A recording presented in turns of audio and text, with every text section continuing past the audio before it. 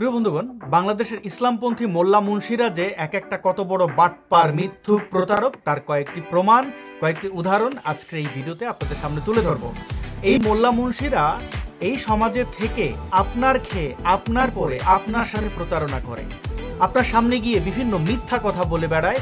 এরা ধর্মীয় সহিংসতা তৈরি করে, ধর্ম প্রচারের নামে মাচা বানিয়ে, অর্থাৎ এই যে ওয়াজ মাহফিল বা মসজিদে মসজিদে খুতবায় যে ধরনের প্রতারণা আপনার সাথে করে, যেভাবে আপনাকে বিভ্রান্ত করে, সেই সম্পর্কে কি আপনি সচেতন? আমার মনে হয় না আপনি সচেতন। আমরা সচেতন। যদি আপনি সচেতন হতাম তাহলে এরা তো এই প্রতারণা আমাদের সাথে করতে পারতো না। চলুন একে একে তাদের সাথে পরিচিত হই। প্রথমে যে মোল্লাকে দেখাবো তার নাম হচ্ছে আমির হামজা, যে কিনা আবার রাশমিকা মান্দানা হিসাবে খ্যাত, যে কিনা করোনা হামজা হিসাবে খ্যাত। অর্থাৎ কোভিড-19-এর সময় সে মিথ্যাচার করেছিল, মুসলমানদের সাথে প্রতারণা করেছিল, করোনায় মারা যাওয়ার জন্য উদ্বুদ্ধ করেছিল, যে কিনা একটা সময় নিজেকে আওয়ামী লীগের নেতা, তার 14 গোষ্ঠী আওয়ামী লীগ দাবি করেছিল। এখন সে লুঙ্গির তলা থেকে বের হয়েছে, অর্থাৎ জামাত ইসলামীর নেতা হিসেবে আবির্ভূত হয়েছে এবং বিভিন্ন মাচায় গিয়ে বক্তব্য রাখছে, মিথ্যাচার করে বেড়াচ্ছে। তো এই আমির হামজা কিভাবে একের পর এক মিথ্যাচার করেছে তার কয়েকটি নমুনা চলুন আমরা একে একে দেখি। প্রথমে যে এই ভিডিওটি দেখতে পাচ্ছেন, এখানে সে এক ওয়াজ মাহফিলে গিয়ে বাংলাদেশের ইতিহাস সম্পর্কে মিথ্যাচার করছে।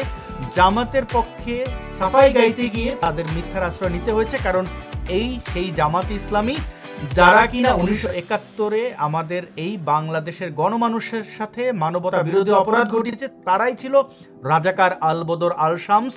1971 থেকে 2025 তাদের এই দেশে রাজনীতি করতে হয়েছে মিথ্যার উপর দাঁড়িয়ে। তারা কখনো ছাত্রলীগের, কখনো আওয়ামী লীগের, কখনো বিএনপির লুঙ্গির তলায় থেকে তাদের রাজনৈতিক যে স্বার্থ সেটি চরিতার্থের চেষ্টা করে এবং এই ধরনের আমির হামজাদের তৈরি করে, এই ধরনের আজহারিদের তৈরি করে। আরও অনেকে আছে যাদেরকে আপনারা চেনেন না। এই ঢাকা বিশ্ববিদ্যালয়ের ভিসি থেকে শুরু করে ইউনুস গ্যাং যে রয়েছে, এই পুরো গ্যাংয়ের মধ্যে এরা ছড়িয়ে ছিটিয়ে আছে। দেশ মূলত চালাচ্ছে এই জামাতে ইসলামী। গত বছরের 5ই আগস্ট শেখ হাসিনার পতন ঘটিয়ে এই জামাতে ইসলামী ক্ষমতা দখল করেছে এবং পুরো বাংলাদেশের অবস্থা যে 12টা বেজে গেছে, সেক্ষেত্রে জামাত ইসলামের বৃহৎ একটা ভূমিকা আছে। যেই কাজটি তারা 1971-এ পাকিস্তানের দালালির মাধ্যমে চরিতার্থ করতে পারেনি, সম্পূর্ণ করতে পারেনি, এখন সেটা ইউনুস রাজাকারের ছত্রছায়া থেকে তারা সেটি সম্পন্ন করছে। চলুন এই রাশমিকা মান্দানা খ্যাত আমির হামজার বক্তব্য শুনি। ইতিহাস আমি আজকেও পড়লাম।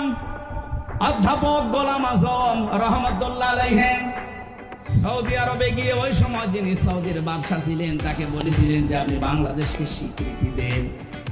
সৌদির বাদশা ওই সময় বলেছে না, আমি দেব না, কারণ দেশটাতে বঙ্গবন্ধু ধর্ম নিরপেক্ষ মতবাদ কায়েম করেছে, আর যেটা ভারত চায় সেইটাই চলছে, আমি এদেশের স্বীকৃতি দেব না। উনি ওই দিন প্রায় 1 ঘন্টা 10 মিনিট ধরে তাকে বুঝিয়েছিলেন যে আপনি শুধু বঙ্গবন্ধু আর ভারতের দিকে তাকিয়ে যদি দেশটার স্বীকৃতি না দেন, এখানে 92% মুসলমান বাস করে। এই মুসলমানগুলো আস্তে আস্তে দিন যত যাবে তারা ধর্ম নিরপেক্ষ মতবাদে চাপাই পড়ে শেষ পর্যন্ত ওরা আল্লাহর সাথে শিরিক করবে। আপনি কিয়ামতে জবাব দেবেন কি? আপনি জবাব দেবেন কি বলেন? এমন জবাব দিতে পারে না, উত্তর দিতে পারে না। শেষ পর্যন্ত বলেছে ঠিক আছে আমি স্বীকৃতি দিলাম। এই স্বীকৃতি আদায় করার জন্য বাংলার যে শ্রেষ্ঠ সন্তান চেষ্টা চালিয়েছে ভাষা সৈনিক, আজ তাকে কালার করার জন্য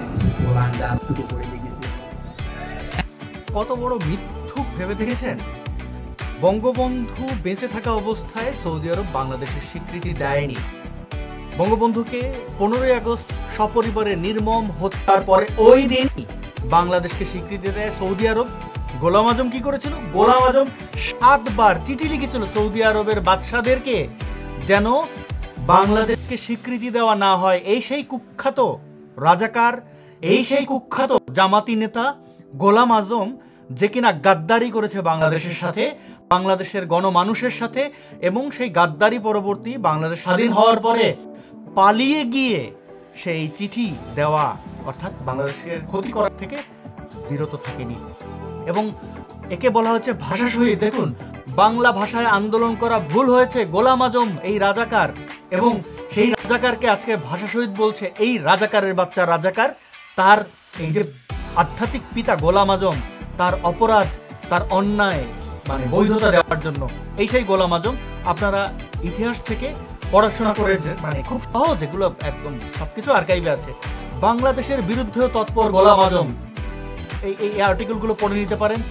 সে বারবার চিঠি লিখেছে, 7 বার চিঠি লিখে যেই অন্যায়টি করেছে, আজকে তার বাচ্চা, এই রাজাকারের বাচ্চা, গোলাম আজমের বাচ্চারা এসে আমাদেরকে শেখাচ্ছে যে গোলাম আজম বাংলাদেশের স্বীকৃতির জন্য কাজ করেছে। আরে বেটা, যে গোলাম আজম, যে জামাত ইসলামী বাংলাদেশটাই চায় নাই, তারা আবার স্বীকৃতির জন্য দাঁড়াবে? পাকিস্তানের যারা সহযোগী রাজাকারদের, আরে ভাই ওই সময় যারা যুদ্ধ অপরাধ করেছে তারা হচ্ছে পাকিস্তানের সেনারা। আর ওই সময় এই দেশে যাদের নামে মামলা হয়েছে, আমি আজকেও পড়লাম 37,471টা মামলা হয়েছিল। 37,471টা মামলা হয়েছিল ওই সময়। আপনি পুরা মামলার একটা একটা করে সব আমি কপি করে রেখেছি, আজকে পুরাটা দিনের বেলায় পড়লাম। দেখেন কত বড় মিথ্য। কত হাজার বলেছে? 37,000 কতগুলো? আরে 37,000 তো দূরের কথা, 37টা মামলা একদিনে পড়া যায় নাকি? সে তার মোবাইলে কপি করে রেখেছে 37,000 এর বেশি সে মামলা পড়েছে, আজকেই পড়েছে, পড়ে সে ওয়াজ করছে। ভেবেছেন? বলছে 1971-এ যুদ্ধ অপরাধ ঘটিয়েছে পাকিস্তানি হানাদার মিলিটারি। কথা সত্য, যুদ্ধ অপরাধ তারা ঘটিয়েছে, কিন্তু এই দেশে তাদের সহায়তাকারী কারা ছিল? তারা কিভাবে এই বাংলাদেশের গ্রাম শহর এগুলো চিনতে পারবে? এই দেশে রাজাকার না থাকলে কি এত মানুষ হত্যা হতো? 1% হতো না। এই পাকিস্তানি হানাদারদের পক্ষে বাংলাদেশের মুক্তিকামী মানুষদের খুঁজে পাওয়া কোনোভাবেই সম্ভব ছিল না। কিন্তু এই রাজাকারের বাচ্চা, এই রাজাকারের বাচ্চাদের বাপ যেগুলো ছিল গোলাম আজম, সেই দেল্লা রাজাকার সাইদি, এই পুরো গ্যাং মিলে সেই হানাদারদের, কাওয়ার্ড হানাদারদের সাহায্য করেছিল। একটা জামাতে কর্মীর নামে, নেতার নামে কোনো মামলার তালিকা নেই। চিন্তা করেন, সে 37,000-এর বেশি মামলা। কত বড় মিথ্যুক বাটপার! মানে এদের ব্যাপারে আপনি কি বলবেন? মিথ্যাচারের তো একটা সীমা থাকে। এদের আরেক আধ্যাত্মিক গুরু আছে, সেই তারেক মনোয়ার, দেখেছে না কিভাবে অনর্গল মিথ্যা বলে? সে 1990 সালে সব করেছে, নাসায় গেছে, সে 1990 সালে প্রিমিয়ার লিগে খেলেছে। ওরে মিথ্যাচার! স্যামসাং কোম্পানির মালিক মিস্টার স্যামসাং, তাকে আরেকটা আছে করণ ইব্রাহিম, কাজী ইব্রাহিম, দেখেছেন তো একের পর এক কিভাবে এই সব কটা জামাত ইসলামের সন্ত্রাসী এবং জামাত ইসলামকে এই মিথ্যুক প্রতারকদের দিয়ে টিকে থাকতে হয়েছে। দেখুন, এই সেই আমির হামজা, সে বলছে করোনায় যদি আপনি মারা যান তাহলে আল্লাহর কোরআন মিথ্যা হয়ে যাবে। শুনুন, কসম দিচ্ছি আপনার কাছে করোনা আসবে না, যদি আসে আমার কাছ থেকে বুঝে নেবেন। যান, যদি আসে তাহলে কোরআন শরীফ মিথ্যা হয়ে যাবে। মুসলমানের কাছে করোনা আসবে না, কারণ করোনা নাকি ছিল আল্লাহর পক্ষ থেকে পাঠানো ফেরেশতা। অমুসলিমদেরকে তথা কাফেরদেরকে মেরে সাফ করে দেওয়ার জন্য করোনা এসেছিল। মুসলমানদের কাছে করোনা আসবে না, এই ধরনের মিথ্যাচারেরা করেছিল। কিন্তু আপনারা তাদেরকে ওই যেহেতু ধর্মপ্রচারক, ইসলামপন্থী মোল্লা মুন্সি, তাই তাদের এই অপরাধগুলো দেখেও না দেখার ভান করেন। দেখুন সে কত বড় ভণ্ড। মানে ভণ্ড বলতে কি, তা বলে নারী দেখা হারাম, নারীদের কাছে যাওয়া যাবে না, ছোঁয়া যাবে না, দেখা যাবে না। আবার সে ক্রাশ খায় সেই দক্ষিণ ভারতের সিনেমা অ্যাক্ট্রেস যে রাশমিকা মান্দানা, তার উপর। দেখেন, রাশমিকা মান্দানা নাম শুনেছেন? হ্যাঁ, চেয়ার আর কাটিং এ এখন পৃথিবীতে 1 নাম্বারে আছে। এই মহিলার দিকে একটু আল্লাহর নাম নিয়ে তাকাবেন। রাশমিকা মান্দানা কোনো কালেই 1 নম্বরে ছিলেন না। এরা হচ্ছে মানে কি পরিমাণ মিথ্যুক, কি পরিমাণ মিথ্যুক! দেখুন, এখানে এসে বলবে তার 14 গোষ্ঠী আওয়ামী লীগ আছে। আর আমার মতো মনে হয় বাংলাদেশে আমার যে 14 বংশ আওয়ামী লীগ করে, এমন কারণ আপনার তো 1 বংশ আর আমার 14 বংশ, যেখানে যা মানে দাদার, মামার, খালার, শ্বশুরের যত কুল আছে সব আওয়ামী লীগ। চাচা নিজে আওয়ামী লীগের চেয়ারম্যান, তাও 21 বছর। মাহবুবুল আলম হানিফ এখন ভারপ্রাপ্ত মহাসচিব। এই কথা বলছেন না কেন? আপনারা কেউ চেনে? আর ওনারা সারা বাংলাদেশ চেনে। চাচা ওনার সাথে থাকে, আর আমার মানুষ আসতে বাধা দেয় তুমি আওয়ামী লীগের বিরুদ্ধে। প্রশাসনের সব বানিয়ে যারা ব্যবসায় ভাটা পড়ে তারা বলে। আর আওয়ামী লীগের কিছু লোক, প্রশাসনের লোক এগুলো খোঁজ খবর না নিয়ে আন্দাজেই বন্ধ করে দেয়, শেষে নিজেদের ঘাড়ের উপর বন্ধ আসে। কোরআনের কথাগুলো যেই ফলসে আল্লাহ যখন বলেছে কথা, দেখছেন কত বড় বাটপার। আজকে সে জামাত ইসলামের মনোনয়ন পেয়ে নির্বাচন করবে তার এলাকায়, কত বড় বাটপার। নিজেকে আওয়ামী লীগের দাবি করছে যে আমি তো আওয়ামী লীগের বিরুদ্ধে না, আমার 14 গোষ্ঠী আওয়ামী লীগের, আমি আওয়ামী লীগের। না জেনে না আমি বুঝে আমার ওয়াজ মাহফিল বন্ধ করে দেয়। এই মিথ্যু বাটপার জামাত ইসলাম হবে না তো হবে কারা? জামাত ইসলামের জন্মই তো হয়েছে মিথ্যাচারের উপর, জামাত ইসলামের জন্মই তো হয়েছে গাদ্দারির কারণে। জামাত ইসলাম তারা শুধু মানে বাংলাদেশের সাথেই গাদ্দারি করেনি। যখন ভারত স্বাধীন হবে তখন কিন্তু এরা ব্রিটিশের পক্ষে ছিল। তাদের আরেক মানে কায়েদে আজম, সেই কায়েদে আজম জিন্নার কথা আপনারা জানেন, আরো কয়েকটা এই পাকিস্তানি বদমাশ নেতা, তাদেরকে বলেছিল, গালাগালি করেছিল।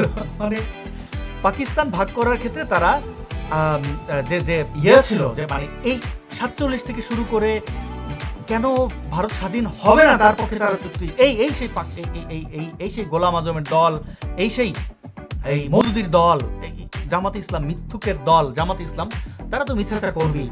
এবার আপনাদের ধর্মীয় অনুভূতিতে আঘাত লাগে না, এদের মিথ্যাচারে আপনাদের কিছু হয় না, আপনারা সাধারণ মানুষের উপরে নির্যাতন নিপীড়ন চালান আর এদেরকে মুড়ি মোয়া খাওয়ান। আরেক বাটপার চলুন দেখি, এরকম আজকে কয়েকটা বাটপারদের দেখিয়ে দেবো যদি আপনাদের একটু হুঁশ ফেরে। এই যে একজন মোল্লাকে দেখতে পাচ্ছেন স্ক্রিনে, সে আরজে কিবরিয়া নামের আরজে নীরব নামের আর একটা লোকের কাছে কি ইন্টারভিউ দিয়েছে। শুনুন সে কিভাবে আপনাদের ইসলামকে মহিমান্বিত করছে। আপনাদের যদি লাজ লজ্জা বিন্দু পরিমাণে থেকে থাকে তাহলে যদি একটু ভাবেন যে আসলে ইসলামপন্থীরা কি চায়, আপনাদেরকে কোন দিকে নিয়ে যেতে চায়। ওনার যদি কোনো প্রয়োজন হয় আমি ওনার সাথে বিবাহ দিব, তখন উনি আমার শ্বশুর আমার জামাই। মানে ইসলামে যেগুলো জায়েজ আছে এগুলোকে আমি আমল করতে চাই, টেস্ট করতে চাই। এটা ইসলামের সৌন্দর্য। মানে আপনার শ্বশুর আপনার জামাই হবে, হ্যাঁ কোনো সমস্যা নেই। মানে ডাক শ্বশুর আর কি, আপন শ্বশুর তো আর না। আপনি খুব নাবালিকা বিয়ে নিয়ে কথা বলছিলেন এবং এটা নিয়ে বেশ সমালোচনাও হচ্ছে, কারণ আইন বলছে যে 21-এর নিচে বিয়ে দেওয়া যাবে না, 20-এর নিচে বিয়ে দেওয়া যাবে না, অথচ আপনি বলছেন 13, 14, 15-তে বিয়ে দিয়ে দেবে। আমি শুধু 13, 14 বলতেছি না, আমি বলতেছি যে জন্মের পর থেকে যে কোনো সময় বিয়ে হতে পারে প্রয়োজন হলে নারীদের। কেমন? ইসলামে সর্বপ্রথম দেখেন যেটা ইসলামে হালাল বিধান, এটা তো আমাকে আপনাকে মানতেই হবে। জি, সমস্ত ফিকহের কিতাবে ইসলামের বিধান হলো যে একজন নারীর জন্মের পর থেকেই বিবাহ বৈধ। যেমন ধরেন কথা বলতেছি যে একজন বাবা মা মারা গিয়েছে, আমি হয়ে গেলে দ্রুত বিয়ে দিয়ে দিতে হবে, মানে পিরিয়ড হওয়া পর্যন্ত, এরপরে যে দ্রুত বিয়ে দিবে, যত দ্রুত বিয়ে দেওয়া সম্ভব। তো আপনার মানে এই উদাহরণগুলো দেওয়ার মতো রুচি আমার নেই, কিন্তু আজকে এই মোল্লা মুর্শিদের কথাগুলো শুনে আপনাদেরকে ভাবতে বলছি। জানি ভাবতে বলাটা অন্যায়, কিন্তু তারা বলে তারা করে, কিন্তু আপনি সেগুলো সমর্থন দেন, তাহলে আপনিও কিন্তু পরোক্ষভাবে ধর্ষকের পাহারা দেন। আরেক মোল্লা এই যে মামুনুল হক, দেখেন মামুনুল হক বঙ্গবন্ধু শেখ মুজিবুর রহমানের ভাস্কর্য ভেঙে ফেলতে হবে, মুক্তিযুদ্ধের স্মৃতিচিহ্ন সবকিছু ধ্বংস করতে হবে, এই কথাগুলো গত 10 বছর 20 বছর ধরে বলে এসেছে। আওয়ামী লীগ তাদেরকে লালন করেছে, যেরকম একটু আগে দেখলেন আমির হামজাকে আওয়ামী লীগ ধারণ করেছে, লালন করেছে, ওয়াজ মাহফিলে ভাড়া করে নিয়ে গেছে, আজকে দিয়েছে আওয়ামী লীগকে একেবারে। আওয়ামী লীগের পতন যতটা না তাদের দুঃশাসন এগুলো থেকে মানুষকে সচেতন করা গেছে তার বেশি আওয়ামী লীগ মুসলিম না, আওয়ামী লীগ ভারতের দালাল, এই ধরনের প্রোপাগান্ডা দিয়ে আওয়ামী লীগকে কাবু করা গেছে। এবং এই 5ই আগস্টের আগে পরে দেখবেন জুলাই থেকে শুরু করে রাস্তায় মোল্লা মুন্সিরা কোনোদিন আওয়ামী লীগকে ভোট দেবে না, আওয়ামী লীগকে ধারণ করবে না। যদি শেখ হাসিনা পদ্মা সেতু সিমেন্ট আর রড দিয়ে না, সোনা দিয়ে বানিয়ে দিলেও করবে না, প্রত্যেক ঘরে ঘরে সোনার ল্যাট্রিন বানিয়ে দিলেও করবে না। এইটা হচ্ছে চূড়ান্ত সত্য কথা, এবং আওয়ামী লীগ তাদেরকে ধারণ করেছে। শুনুন মামুনুল হক কি বলে, কিভাবে আমরা মূর্তির বিরোধী, সেই মূর্তি যদি বঙ্গবন্ধুর হয় সেই মূর্তির বিরোধীও আমরা। পরিষ্কার বলছি, আমরা ভাস্কর্য বিরোধী, আমরা মূর্তির বিরোধী, সেই মূর্তি যদি বঙ্গবন্ধুর হয় সেই মূর্তির বিরোধীও আমরা। সেই ভাস্কর্য বা মূর্তি যদি প্রেসিডেন্ট জিয়াউর রহমানের হয় আমরা সেই মূর্তি। দেখতে পাচ্ছেন এই মামুনুল কিন্তু ইউনূস ক্ষমতা গ্রহণ দখলের আগে 5ই আগস্ট যখন জামাতি মিলিটারি প্রধান ওয়াকার ডেকেছিল, এই মামুনুল ছিল ওই জামাতের সেই চুম্মা আমির, শিশু ধর্ষক, সেটা ছিল। এই ধরনের জামাতিদেরকে, এই ধরনের বদমাইশদেরকে নিয়ে ইউনূসকে গদিতে বসানোর জন্য ওয়াকার ডেকেছিল। সেই মামুনুল আজকে চুপ, কারণ এই দেখেন ইউনুস নিজে পরিদর্শন করছে মূর্তি বানাইয়া, তাদের কাছে কি এগুলো মূর্তি না? এই হচ্ছে ধর্ম বাটপার, এই হচ্ছে বাটপারের বাচ্চা বাটপার, রাজাকারের বাচ্চা রাজাকার। তো এই সব বিরোধীদের ব্যাপারে আপনি তো চুপ, কারণ তাদের মাথায় টুপি আছে। তারা মাথায় টুপি রেখে কি ধরনের মিথ্যাচার করে, চলুন আরেকটি ভিডিও দেখা যাক। এই যে দেখতে পাচ্ছেন দাঁত ভাঙা পীর ফয়জুল করিম, দেখছেন সৈয়দ মোহাম্মদ ফয়জুল করিম বলছে পাথর তুললে পরিবেশ নষ্ট হবে কেন? পাথর না তোলার কারণে বরং আমাদের পরিবেশ নষ্ট হয়ে যাচ্ছে, নদীগুলো ভরাট হয়ে গেছে, নদী ভরাট হওয়ার কারণে বন্যার সৃষ্টি হচ্ছে। এই কথাগুলো সে বলেছিল। শুধু সে না, আরো যতগুলো রাজাকারের বাচ্চা আছে দেখুন। মুফতি ফয়জুল করিম, এখানে তার বিবৃতি আছে। রেজাউল হাসান কায়েস লদি, ভারপ্রাপ্ত সভাপতি সিলেট মহানগর বিএনপি, সে বলেছিল যে পাথর অত্র জনপদের মানুষের পবিত্র আমানত, সেই পাথর কেয়ারি বন্ধ করে দিয়ে 10 লাখ মানুষের পেটে লাথি মারা হয়েছে। আরেক রাজাকারের বাচ্চা রাজাকার barrister Asaduzzaman Fuad, AB party Jamaat ইসলামের বি টিম, সে বলেছে সংবাদ সম্মেলন করে যে সরকারকে আহ্বান জানিয়েছে পাথর কোয়ারি খুলে দেওয়ার জন্য। এবং জামাত ইসলামের আরেক রাজাকারের বাচ্চা ফখরুল ইসলাম, সে সিলেট মহানগরের, সে বলছে পরিবেশের দোহাই দিয়ে যারা পাথর উত্তোলন বন্ধ রেখেছে তাদের কোনো উদ্দেশ্য আছে কিনা খতিয়ে দেখতে হবে। খান মোহাম্মদ রেজাউল নবী, আরেক রাজাকারের বাচ্চা কমিশনার, বিভাগীয় কমিশনার সিলেট, বলছে সারা দেশে পাথর উত্তোলন করা গেলে সিলেটে কেন করা যাবে না? এই রাজাকারের বাচ্চা রাজাকারদের এই সম্মিলিত প্রচেষ্টার ফল হচ্ছে, দেখতে পাচ্ছেন। আর এই দুদককে অনেকে ধুদক বলে, তারা গিয়ে এই একমাত্র পাথরটি উদ্ধার করতে পেরেছে। মানে কত বড় নির্লজ্জ এবং বেহায়া এই বেহায়াদের গডফাদার। দেখেন তার বক্তব্য শুনেছেন, তার ভিডিও বক্তব্য শুনেছেন, এখন দেখেন নির্লজ্জ বেহায়া নিমকহারাম এখন কিভাবে পল্টি নেয়। দেখেন এদের ন্যূনতম কোনো লাজ লজ্জা নাই। সাদা পাথর লুটপাট হয়ে যাচ্ছে। আমি বক্তব্য দিয়েছিলাম পাথর কৌড়ি ছেড়ে দেওয়ার জন্য, আমাদের খনিজ পাথর উত্তোলন করার জন্য, আমি লুটপাট করার জন্য বক্তৃতা করি নাই। আমি ভারত থেকে পাথর চড়া দামে আনার বিরুদ্ধে আন্দোলন করেছিলাম, যে আমাদের দেশের পাথর উত্তোলন না করে ভারত থেকে পচা পাথর চড়া দামে আনে, এর বিরুদ্ধে বক্তৃতা দিয়েছিলাম। কিন্তু আমাকে আজকে তারা বলতেছে আমার বক্তৃতার কারণেই নাকি তারা পাথর চুরি করেছে। বিয়াকুবের অবস্থা কোথায়? বেয়াকুব, বাটপার, প্রতারক, মিথ্যুক কে আপনাদের কাছে পরিষ্কার। সে কিভাবে গিয়ে শুধু তার প্রধান কার্যালয়ে বসে এই জঙ্গির রাজাকারের বাচ্চা এই কথা বলেনি, সে কিন্তু ওই সিলেটের যে জায়গাগুলোতে পাথর উত্তোলন নিয়ে আজকে এত এত এত এত কথা, এত আলোচনা, তো সেই ভোলাগঞ্জে দাঁড়িয়ে গিয়ে সে পাথর ডাকাতির জন্য বলেছিল। তো এই রাজাকারের বাচ্চাদের আর কি বলবেন? দেখেন প্রাণীর ছবি তোলা হারাম। হ্যাঁ, এই ইসলামপন্থী রাজাকাররা দেখেন তারা নিজেরাই দেখেন মোবাইল ফোন নিয়ে ছবি তুলছে, তাদের ছবি মানুষ তুলছে। এরা হচ্ছে এই ধরনের স্ববিরোধী। দেখেন এরা পিতা মরে যাওয়ার পরে দেখেন মাথায় টুপি দিয়ে তার পিতার পেছনে মক্কা মদিনার ছবি, সে গিয়ে টিপসই নিয়ে সব জমি সম্পত্তি দখল করছে। কেন? কারণ তার অন্যের ভাই বোনরা, আত্মীয় স্বজনরা যেন এই জমির ভাগ না পায়। একজন মৃত মানুষের কাছ থেকে টিপসই নিয়ে জমি দখল করছে। এই হচ্ছে অন্যের অধিকার হরণকারী।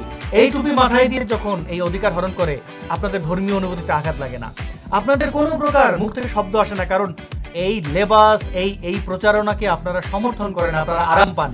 এখন এই যে মোল্লা মুন্সিদের দেখালাম, এবার চলুন আমরা বাংলাদেশের পলিটিশিয়ানরা যে কত বড় বদমাইশ। আওয়ামী লীগ দেশ ছেড়ে পালাতে বাধ্য হয়েছে। দেশে যে সকল বদমাইশরা আছে তারা আওয়ামী লীগের চেয়ে আরো কয়েক গুণ খারাপ। আপনারা যারা বিএনপির সেই বদমাশি, সেই অপরাধ, সেই গুন্ডামি, ডাকাতি, দেশদ্রোহিতা ভুলে গেছিলেন, আজকে চলুন আবার বিএনপি মনে করে দিয়েছে। চলুন বিএনপি দেখুন, বিএনপির ভেরিফাইড পেজ থেকে খালেদা জিয়ার সেই বদমাশি, সেই নষ্টামি আজকে আবার তারা সামনে নিয়ে এসেছে। আপনারা জানেন 1975 সালে বঙ্গবন্ধু শেখ মুজিবুর রহমানকে সপরিবারে হত্যা করেছিল বাংলাদেশের কাওয়ার্ড মিলিটারির প্রত্যক্ষ এবং পরোক্ষ মদদে।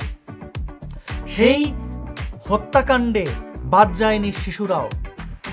সেনিয়াবাদের সন্তান সহ বঙ্গবন্ধুর কনিষ্ঠ পুত্র শেখ কামাল সহ শেখ রাসেল সহ কত নারী, কত অন্তঃসত্ত্বা নারী, পুরুষ, নিরপরাধ মানুষ। বঙ্গবন্ধু শেখ মুজিবুর রহমান অবশ্যই নিরপরাধ, তিনি সকল নিরপরাধ মানুষকে সেই নারকীয় হত্যাকাণ্ড ঘটানো হয়েছে ধানমন্ডির 32 নম্বর বাড়িতে। আর সেই ঘটনায় নির্লজ্জ খালেদা জিয়া নিজের 5-6টা, এই মহিলার তো জন্মের ঠিক নাই, 5-6টা জন্ম, তার পাসপোর্টে এক ধরনের জন্ম, তার বিবাহ সনদে এক ধরনের জন্ম, সেই নষ্টা মহিলা এই নষ্টামি এখনো শুরু করেছে। তাকে যখন জেলে রেখেছিল শেখ হাসিনা, আমি দুঃখ প্রকাশ করেছিলাম, আমি তার পক্ষে ছিলাম জেল থেকে। এই নষ্টা মহিলা, এই 12 ভাতারি বলবো তাকে আমি, কারণ যে বঙ্গবন্ধু শেখ মুজিবুর রহমানের নৃশংস হত্যাকাণ্ডের দিন উল্লাস করে জন্মদিন পালন করতে পারে, জন্মদিন সেদিন কারোর হতেই পারে, কিন্তু এইটা তো উদ্দেশ্য প্রণোদিতভাবে একটা হত্যা, ভয়ঙ্কর হত্যাকে শুধু জাস্টিফিকেশনই না, সেই হত্যা নিয়ে তিরস্কার করা একজন সাবেক প্রধানমন্ত্রী হিসেবে এই নষ্টামি কিভাবে করে, এইটা হচ্ছে বাংলাদেশের রাজনীতি। বিএনপি ভালো হয়নি, বিএনপির এই নষ্টরা ভালো হয়নি, এরা কুলাঙ্গার। দেখেন এখানে সাইন টাকার সিনিয়র যুগ্ম মহাসচিব বাংলাদেশ জাতীয়তাবাদ দল রুহুল কবির রিজভী, এদের লজ্জা হয় না? এদের লজ্জা হয় না? এই তারেক রহমান এই নষ্টা মহিলার সন্তান, আমি নষ্টা মহিলা বলবো, কোথায় তার ওই চরিত্র না, ফালুর সাথে শুয়েছে, সারা রাত মদ খায়, ওটা নিয়ে আমার কোনো আপত্তি নেই। আমার আপত্তি হচ্ছে যে এই দেশের সৃষ্টি যিনি করেছেন বঙ্গবন্ধু শেখ মুজিবুর রহমান, তার নৃশংস হত্যার দিনটিকে নিয়ে যে উল্লাস করতে পারে, সে তার চরিত্র ঠিক নেই, সে নষ্টা, সে অসভ্য, সে বর্বর। খালেদা জিয়ার মতো অসভ্য হলে শেখ হাসিনা তাকে গ্রেনেড মেরে ফেলতো, তাকে তো জেলে রেখেছিল, ভালোই করেছিল, আজকে সে এই নষ্টামি করতে পারছে, শেখ হাসিনা তো এর চেয়ে অনেক ভালো। এই হচ্ছে বাংলাদেশের রাজনীতি। আপনি কি বলবেন? আপনি কি বলবেন? এই যে জামাত ব্যাক ইউনুস গ্যাং, তারা বলছে 15 আগস্ট শোক দিবস পালন করা যাবে না, রাজাকারের বাচ্চা রাজাকার আসিফ নজরুল বলেছিল যে যে যার মতো করে শোক দিবস বা সবকিছু পালন করতে পারবে। আজকে তারা, হায় আল্লাহ, আমাকে একটু যদি জন্মদিন পালনের সুযোগ দেওয়া হইতো, ওর নিজেও তার জন্মদিন পালন করতো, যদি ওর জন্মদিন মানুষ না জানতো, এই খালেদা জিয়ার মতো যদি নষ্ট না হতো, তাহলে বলতো আজকে আমারও জন্মদিন। এইটা হচ্ছে বাংলাদেশের রাজনীতি। এরা এই ধরনের অসভ্যতা করে, এরা বাংলাদেশের মানুষের উপরে নির্যাতন নিপীড়ন করে। এই বাংলাদেশের রাজনীতি নষ্ট করার মহানায়ক হচ্ছে এই বিএনপি। জিয়াউর রহমান বঙ্গবন্ধুর খুনের সাথে জড়িত না? সেই খুনিদেরকে ইন্ডেমনিটি দিয়ে মাফ করে দেয়নি? দিয়েছিল তো সেই জিয়াউর রহমানের সৃষ্ট এই দল আর কতটাই বা ভালো হবে? রাজাকারের পৃষ্ঠপোষক এবং রাজাকারদের পুনর্বাসক এই বিএনপি। আরেকটা হচ্ছে যে এই যে জামাতের রাজাকারের বাচ্চাদের দল এনসিপি, দেখেন কি বলছে, ধর্ম সম্প্রদায় ও জাতিসত্তার মর্যাদা, এই হচ্ছে তাদের নতুন বাংলাদেশের ইশতেহার। দেখুন নারীরা তো একদম, একজন কন্যা শিশু বালিকাকে রেখেছে, দেখে মনে হচ্ছে আমাদের পাহাড়ি আদিবাসী নিচে, নারীর কোন স্থান। এই ধরনের অসভ্য বক্তব্য দেয়। আমি লিখেছিলাম, নববধূর সঙ্গে সঙ্গমের পর বীর্য পতনের যে আনন্দ, তার থেকেও বেশি আনন্দ হাসিনার পতনে। পরের কথাগুলো অসভ্য বদমাশ যাদের সবকিছু বীর্যে আটকে থাকে, ইমানদণ্ডে আটকে থাকে, তাদের দল এনসিপি, এবং সেই এনসিপির ভাড়া করে নিয়ে যাওয়া কিছু বদমাশ র্যাপারদের সাথে যখন কিছু ভালো শিল্পীদেরও নিয়ে গেছিল, তাদের সাথে কি হয়েছে দেখুন। একজন বাঙালি নারীর যেরকম হন সাধারণত আমাদের বাংলাদেশি, সুন্দরভাবে পরিপাটি একজন নারীকে কিভাবে বুলি করেছে সেই এনসিপির ধর্ষণকামী অনুসারীরা।